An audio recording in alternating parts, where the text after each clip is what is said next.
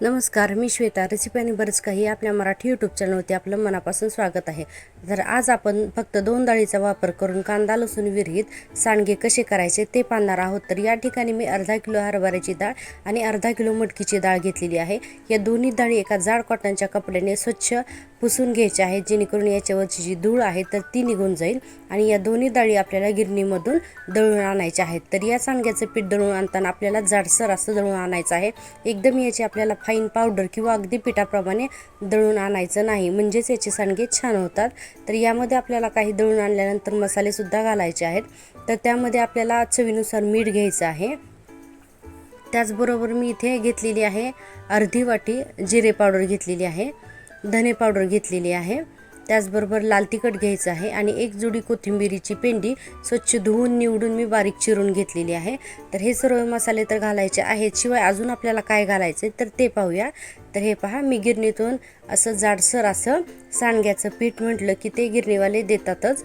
तर असं जाडसर असं दोन्ही डाळींचं सांडग्याचं पीठ मी दळून आणलेलं आहे. चला तर आता आपल्याला सांडगे बनवायचे आहेत. तर यामध्ये आणखीन काय काय मसाले घालायचे तर ते पाहूयात.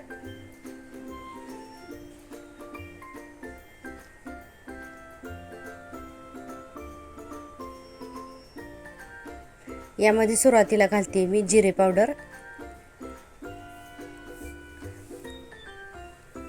त्याचबरोबर घालायचे आहे धने पावडर आणि लाल तिखट घालायचं आहे. मीठ घालते आणि भरपूर अशी आपल्याला बारीक चिरून घेतलेली कोथिंबीर सुद्धा घालायची आहे. पण त्यापूर्वी मीठ आणि मसाले यामध्ये थोडेसे मिक्स करून घेते. आता भरपूर अशी कोथिंबीर घालते. आपण यामध्ये लसणाचा वापर करत नाही म्हणून कोथिंबीर घालायची आहे. तर या सांडग्यामध्ये कोथिंबीरीची चव एक वेगळीच लागते आणि खूप छान टेस्ट येते. त्यामुळे कोथिंबीरीचा वापर नक्की यामध्ये करा. पुन्हा याला छान असं मी मिक्स करून घेते.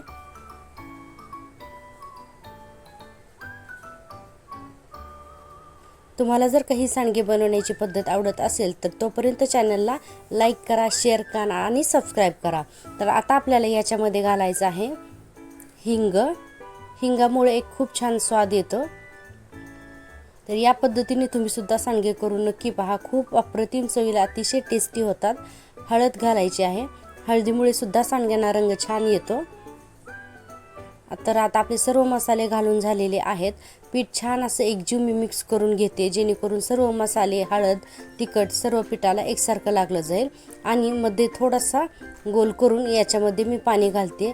तर सांडग्याचं पीठ मळून घेताना यामध्ये कुठल्याही प्रकारचं गरम किंवा कोमट पाणी नाही वापरायचं, रूम टेम्परेचरचंच पाणी वापरायचं आहे. आणि आपल्याला हे सांडग्याचं पीठ मळून घ्यायचं आहे. तर पीठ टिमताना एकदम आपल्याला घट्ट असं बनवून घ्यायचं आहे. तर थोडं थोडं पाणी घालून मी इथे सांडग्याचं पीठ भिजवून घेते.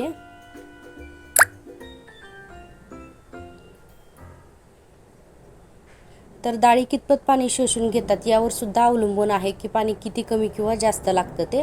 तर तुम्ही पाहू शकता इथे हे पहा, जरासं अगदी किंचित असं सैलसर इथे मी सांडग्याचं पीठ बनवून घेतलेलं आहे. तर हे पीठ आपल्याला अजून फुलवायचं असेल तर आपल्याला अर्धा तास हे आपण मळून घेतलेलं सांडग्याचं पीठ झाकून ठेवायचं आहे. म्हणजे अर्धा तासानंतर ते छान फुलतं. तर हे पहा, अर्धा तास झालेला आहे आणि आपलं सांडग्याचं पीठ जे आहे हे पहा किती मस्त असं घट्ट झालेलं आहे. म्हणजे पटकन सांडगे आपल्याला घालता येतात. शिवाय घट्टसुद्धा झालेलं आहे. तर आता आपण सांडगे घालून घेऊया. त्यासाठी एका वाटीमध्ये मी पाणी घेतलेलं आहे. हाताला पाणी लावायचं, हात जरासा ओलसर करून ताटावरती मी या पद्धतीने बारीक बारीक असे सांडगे घालत आहे. तर या पद्धतीने सांडगे करून नक्की पहा. खूप छान आणि टेस्टी लागतात. त्याचबरोबर जे चातुर्मास करतात तर चातुर्मासात भाजी काय खावी हा प्रश्न पडतो, कारण आपण त्यावेळेस कांदा लसूण खात नाही. तर जे कांदा लसूण खात नाही त्यांच्यासाठी ही सांडग्याची भाजी जर का केली तर खूप छान लागते. आणि चातुर्मासाला सुद्धा हे सांडगे चालतात. त्यामुळे ही रेसिपी नक्की करून पहा.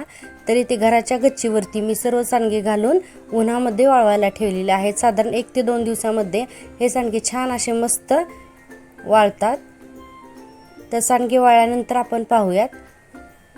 ते पहा, सांडगे असे छान असे वाळलेले आहेत.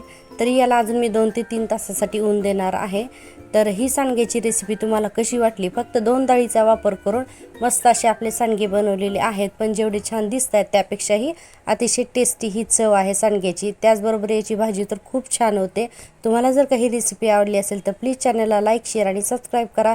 व्हिडिओ पाहिल्याबद्दल थँक्यू.